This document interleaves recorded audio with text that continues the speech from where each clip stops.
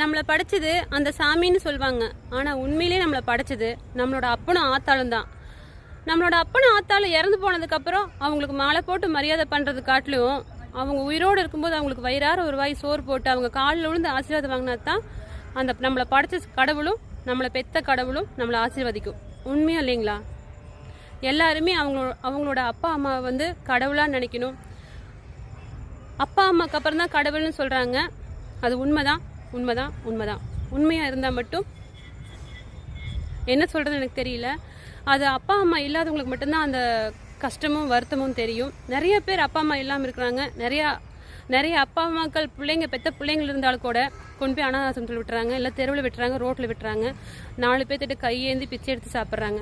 அந்த நிலமை நம்மளை பெற்ற தாய்க்கு வரக்கூடாது இல்லைங்களா? அதனால் உயிரோடு இருக்கும்போது சோறு போட்டு அவங்கள பத்திரமா தங்கமாக கடவுள் மாதிரி பார்த்துக்கணும்.